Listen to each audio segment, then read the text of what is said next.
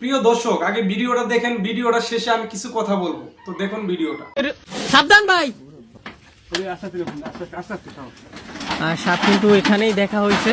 এটা হলো Indian spectacled cobra. ভাইয়া দূরে যাও, সবাই দূরে যাও। সর্বনাশ একদম। দেখেন ভাই, সাবধানে।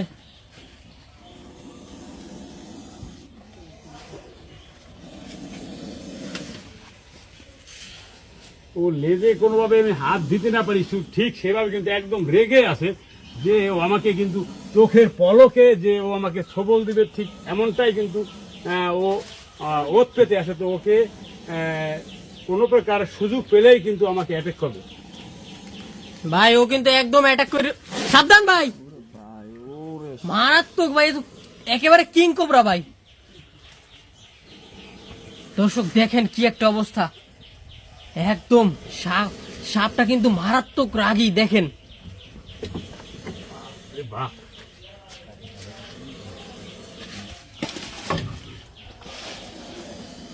আর পালাতে পারবে না, কোনো পালানোর সুযোগ নেই আর। ভাই দেখেন আস্তে আস্তে। দর্শক দেখেন, ওকে কিন্তু কন্ট্রোল করা একদম মুশকিল হয়ে পড়তেছে। দেখেন কাছে হাত নেওয়ার সাথে সাথে কিভাবে অ্যাটাক দিচ্ছে দেখেন। ভাই সাপ তো ডেঞ্জারাস। প্রিয় দর্শক দেখছেন, ইয়া বড় একটা সাপ। এই সাপটার নাম নাকি কোবরা সাপ। তো অনেক সাপ আছে, আমি এটার নাম টাম জানি না, কারণ ওগুলোর প্রতি আমার ওরকম জ্ঞান নাই। কারণ শুধু সাপ দেখি, এই ছোট বড় মোটা চিকন এগুলাই বলতে পারবো, কিন্তু সাপের নাম মূলত আমি জানি না। আমি যে সাপের নাম জানি সেটা হচ্ছে গুলসাপ বলে, যে গ্রামে এগুলা দেখছি ছোট থেকে। আমাদের গ্রামে অনেক গুলসাপ আছে।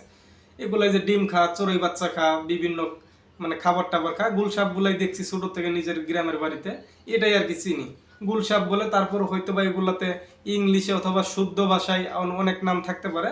আমাদের গ্রামে যে ভাষাটা মানে বেশি, সেটাই আমি জানি আর কি গুলসাপ বলে। ওই 4 পায়ে একটা সাপ আছে ইয়া বড়, ওই যে গুলসাপ বলে ওগুলারে, ওইটাই আর কি চিনি নাম।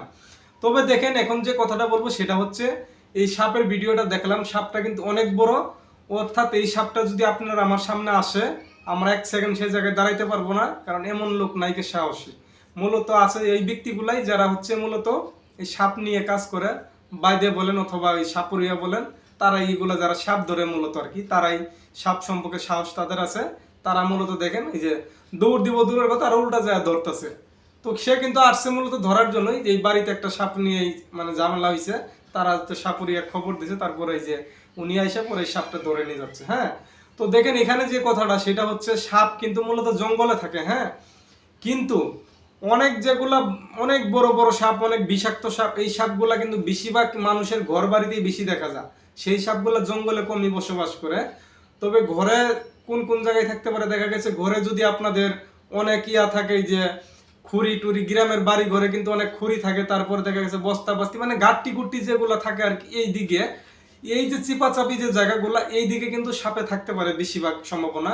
তার চেয়েও বেশিরভাগ সম্ভাবনা থাকে যে যারা মাটির ঘরে বসবাস করেন, মাটির ঘর যাদের আছে, মাটির ঘরের যে মাটির নিচে, তারা মূলত ওই যে মাটি গর্ত খুঁজে সেখানে তাদের বাসা করে থাকার জন্য। তো তারা মূলত থাকার জন্য বাসা করে, তারা বেশি একটা ক্ষতি করে না মানুষের।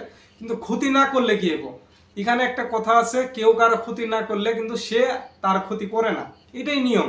আল্লাহ পৃথিবীটা সৃষ্টি করছে না, এই সিস্টেমটাই চলতেছে।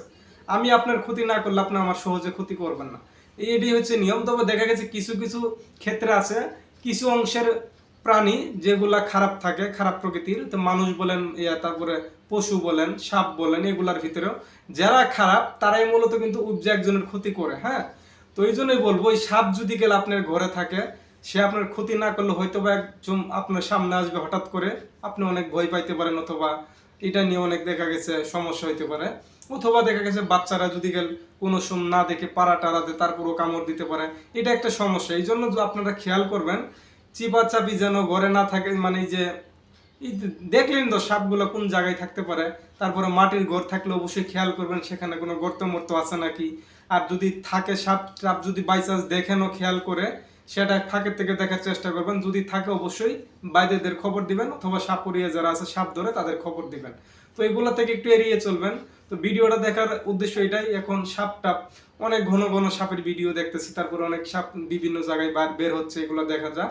তো এই জন্য বলবো আপনারা খুব সতর্ক থাকবেন, আর সাপ থেকে সতর্ক থাকবেন অবশ্যই, কারণ বিষাক্ত সাপ যদি থাকে সেক্ষেত্রে যদি আপনাকে কামড় দেয় আপনি মারাও যেতে পারেন। এই জন্য আর কি মূলত ভিডিওটা শেয়ার করলাম। তো ভালো লাগলে অবশ্যই শেয়ার করে দিবেন, আর কমেন্ট করে আপনাদের মূল্যবান মতামত জানাতে পারেন। তো আজকে এই ভিডিও থেকে আমি বাবু বিদায় নিচ্ছি। খুদা হাফেজ, দেখা হবে পরে কোনো নতুন ভিডিওতে। ভালো থাকবেন, ধন্যবাদ।